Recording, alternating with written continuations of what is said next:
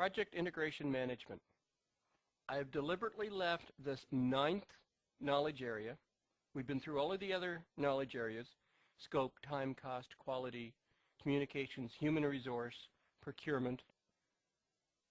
I've left this 9th one, project integration management, as the last nugget in this series for a very conscious, very deliberate reason.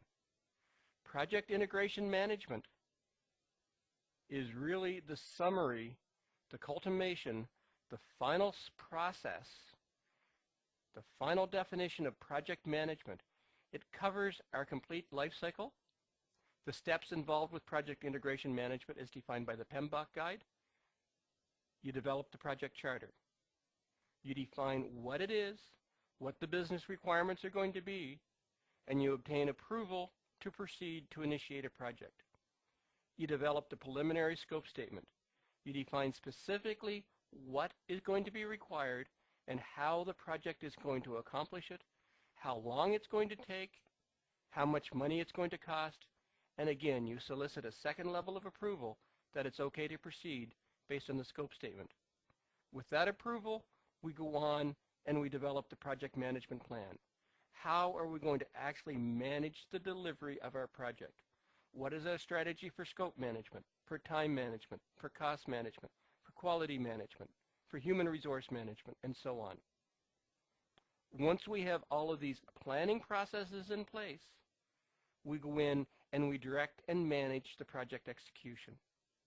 We ensure that the team is delivering the components of the project that combine to provide the results that satisfy the business requirements specified in the project's charter, that address the specific scope statements stated in the project scope statement.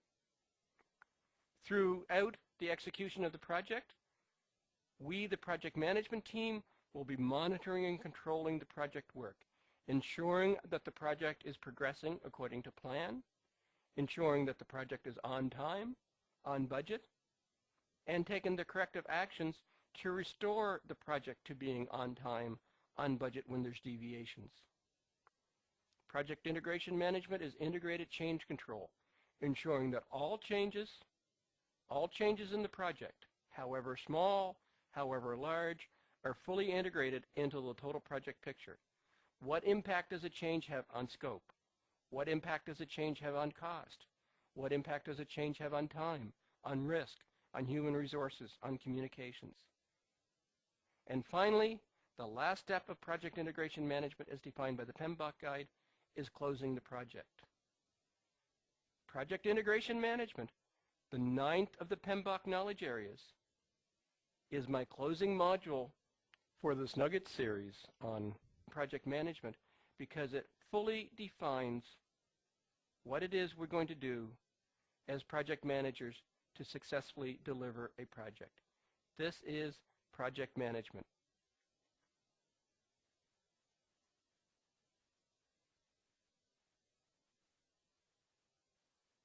If we properly deliver, if we properly complete the requirements of project integration management, adhering to what we've learned from the other knowledge areas, our project will be successfully delivered. The first step of project integration management is developing the project charter.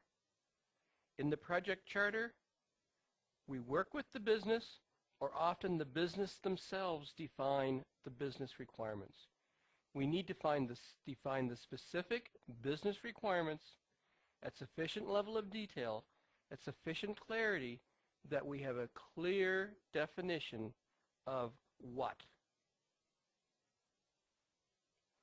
That's what the business requirement is all about. It defines the what.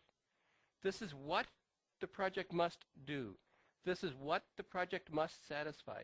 This is what the project will improve in the business overall environment. The project charter is developed from the business viewpoint. It focuses on the what. We will be doing a high-level feasibility analysis. We will be doing a high-level cost justification in the project charter to ensure that the project makes sense. Before we invest valuable company resources and valuable company dollars into a project plan, we need to first do a high-level feasibility study. Is it technically possible? Is it economically possible? Is it possible in the timeline required? Is it possible with the resources available to our company? We need to make sure that the project makes sense, that it's doable. And with that in place, we then secure formal commitment. We present the project charter to senior management, to business management, and say, this is what we believe is going to be accomplished. This is what we're going to do. This is what it looks like, how much it's going to cost at a very high level. Does this make sense? Do you, senior management, commit to the project? The PMBOK guide defines developing the charter as part of the project management processes, as part of project integration management. Often, the project charter itself is developed well in advance of introduction of the project team or us, the project managers, into the process. That's fine.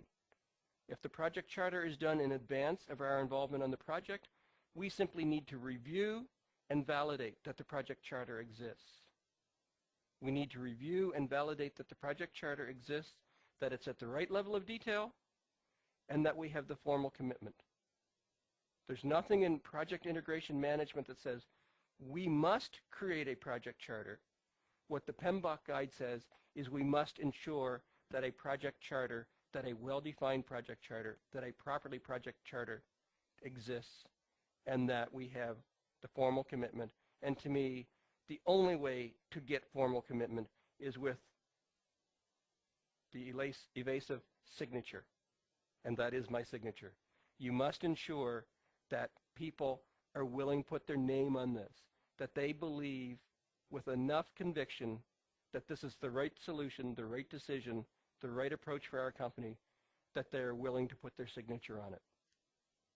With the project charter completed, approved, and signed off, the next step in project integration management is to flesh out the project scope statement.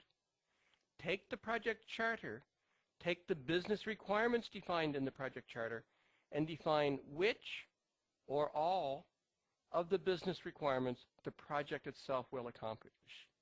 The project charter may say, we need to do A, B, C, D, E, and F to accomplish this overall business requirement.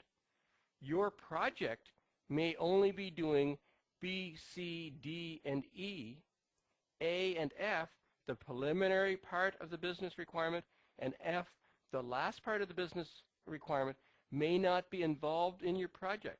The business may be doing that through another project. The business may be accomplishing that through ongoing operations.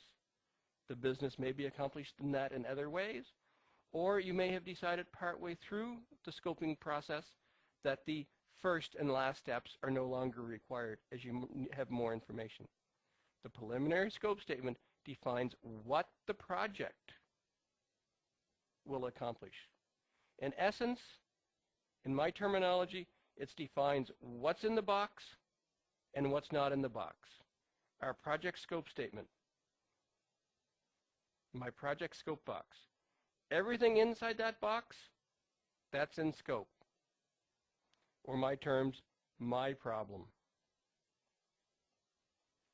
As a project manager, I have to address everything inside this box. Everything not in this box, not my problem. The preliminary scope statement is going to define the box, going to set the parameters, going to set the conditions, going to manage the expectations, is going to define what the project is going to accomplish. With the project scope statement well defined, we now know what we need to do. We know what our project is going to accomplish. We know what's in the box and not in the box. It's time to develop the project management plan. The project management plan provides the definitive statement of the project approach. It provides the definitive statement for how we're going to manage the scope for the project. What processes is the project team going to follow? What processes are we expecting the business to interact with the project team to ensure the scope is properly managed? We're going to define definitive processes for time management. What are our expectations for time management? How frequently will we get detailed time tracking reports from our team members? What format will those detailed time tracking documents be from the team members? What will the project management team do with it? How will the project plans be updated? How will the results be communicated? The same from cost. How will the project team be appraised of project costs? How much will be gathered from timesheets? How much will be gathered from the accounting system? What approval processes, what sign-off processes?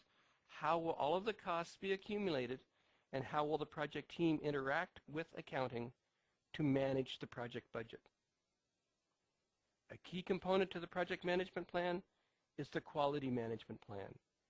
What is the definition of quality? What is our quality expectations? What walkthroughs, what processes, what procedures will be followed?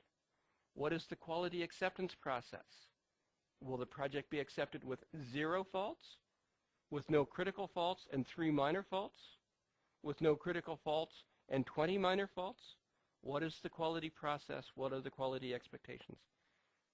What are our human resources requirements? What team member? What team complement? When are the team members required? What are our expectations on the team members?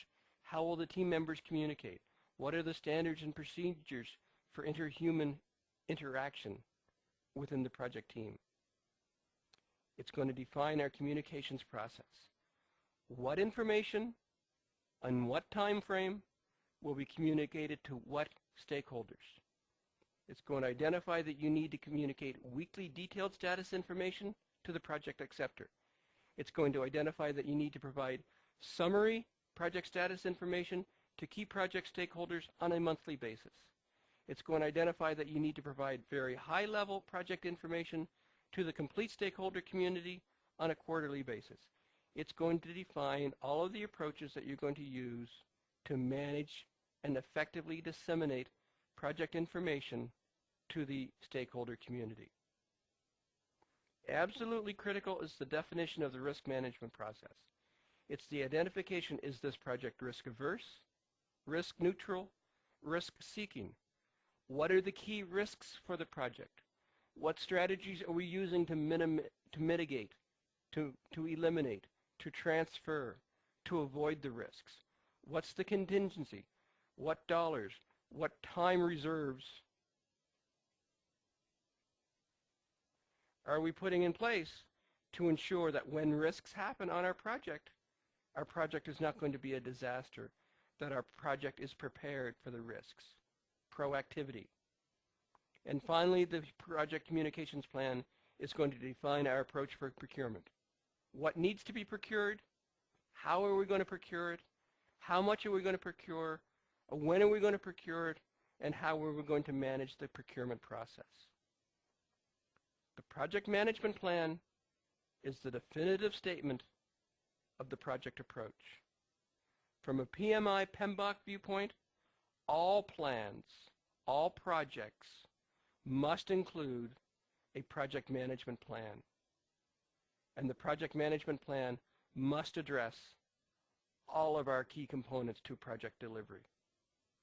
How detailed, how comprehensive the project management plan is going to be dictated by the size, the complexity, the importance of the project. Smaller sized projects may have a 5-page project management plan. Larger projects may have a 25-page project management plan. Very large, very complex projects will not have so much a project management plan, but they will have a separate document that is the scope management plan. And they will have a separate document that is the time management plan, and a separate document that is the cost management plan, and on and on and on through each of the core components of our project management plan itself. The project management plan is critical. It provides the approach, the definition of how we're going to manage our project. The production of the project management plan completes the planning process for our project. Now we're into actually directing and managing the project execution. As discussed in the detailed nuggets, project execution is where the team members do the work to deliver the project itself. Our job as project managers during project execution is to facilitate the development of the project deliverables, to do what we can do as a project management team to eliminate the barriers, to ensure our team is working as productively as possible, to ensure that they are able to complete their job assignments. And we do that primarily by providing the appropriate project leadership. We support them, we encourage them, we facilitate, we do what we can do to ensure our team is able to execute the project, that our team is able to complete the project deliverables that are required to complete and satisfy the project scope statement, that are required to complete and satisfy the business requirements for which our project was undertaken. While the team is busy delivering the project execution, we, the project management team, are busy monitoring and controlling the project. In this activity, we manage the project. We manage that the project is on time. We manage that the project is delivering to budget. We manage that the project is delivering to the scope and only to the scope. We don't want to embellish. We don't want to gold plate. We want to ensure that we're delivering the scope and only the scope that's promised. We manage the human resource. We manage the communications. We manage the procurement. We manage the risk associated with the project to ensure that we understand where the project is and that we're taking the appropriate corrective actions to improve the project delivery situation, working with the business sponsors to ensure that any changes to time, to cost, to scope, the triple constraints are being acted upon as a result of the facts that we are gathering during project delivery that is going to affect whether our project is on time, on budget, to scope, that risks are being identified, that risks are being dealt with, that risks are being eliminated, that your contingency is being used where appropriate, and the contingency is being applied to deal with the risks, to again ensure that our project is delivering successfully, on time, on budget, to scope. A key facet to monitoring and controlling the project work is communicating. Communicate, communicate, communicate, and if you're not sure your message has been heard, communicate one or two more times. Ensure you have full, open, honest, effective, consistent, reliable, how many more terms do I need to throw in there?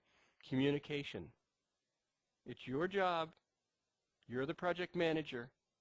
We need to ensure that all stakeholders, that our sponsor, that our line managers, that our senior managers are aware of the project status, are aware of the project issues, are aware of the project risks, so that they can help us successfully deliver our project. Without proper communications, our stakeholders aren't apprised of our project situation and therefore aren't empowered, aren't knowledgeable to help us ensure the project delivers successfully. A continuous process throughout project integration management is integrated change control. Integrated change control will begin literally on day 0 or maybe day 1 of your project and will continue until day finished on your project. Integrated change control is all about managing all. How many times do I have to underline all to make sure that the importance is noted? That all project changes are managed. You need to have a process for managing the small changes so that it's not considered to be a bureaucratic nightmare, and you need to have process for managing the big changes to ensure that all project changes are properly managed. That no changes to any approved, signed off project condition happens without proper integrated change management. If you have to change the color and the color has been approved and signed off, you must go through change control. If you have to add functionality that is not in the original scope, you need to go through change control. If you want to change anything that has been pre-approved on the project, it needs to go through change control. We need to have proper processes. We don't want to be seen as bureaucratic. We don't want to be seen as restricting project progress. We don't want to be seen as always saying no to the business or adding so much paperwork to the business that they perceive we're saying no. So we need to have a very streamlined process for making the small changes easy and effective while still managing them as changes, while ensuring we have proper processes in place to manage the big changes as well. Integrated change control is all about ensuring that all change is fully integrated into the project. All change is fully integrated into the project, meaning the change addresses the impact to scope, to time, to cost, to quality, to human resources, to procurement, to communications, and to risk. So each change, small or big, needs to be reviewed to determine the impact it has on the scope, on the time, on the cost, on the quality, and so on. Once you determine the fully integrated change, you're going to document that. You're going to present that, and you're going to get approval. Through approval, you have effectively integrated the change into the project. You have effectively changed the project baseline. So the new project time, the new project cost has been changed, positive or negative, depending on whether the change is adding or removing from project definition, has been changed so it has a new project baseline. You have a new yardstick against which the project will be measured. You have a new yardstick you're going to use to measure again whether your project is on time or on budget.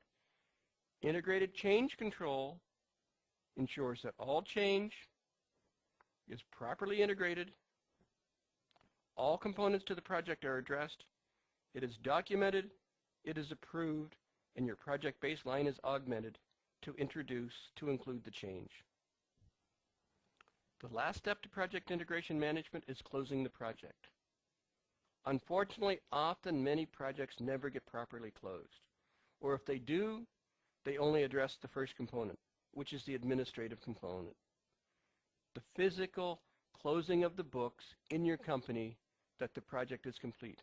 A key component to administrative closure is final acceptance.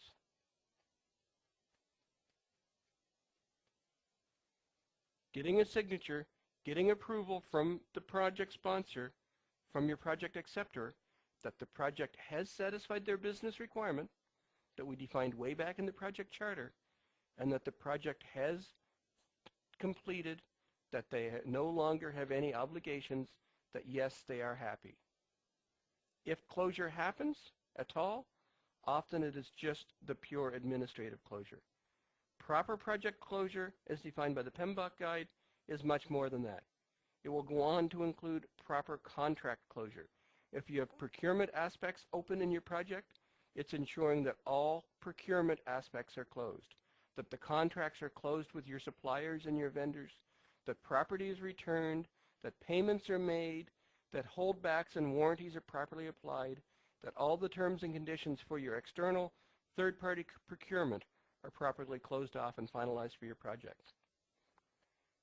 The two components to closing a project that unfortunately often never get properly addressed are probably the two most important components.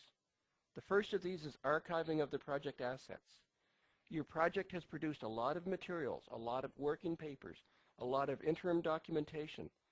A lot of work has been done into producing the final product and getting the final acceptance, and that work all resulted in project artifacts, project assets.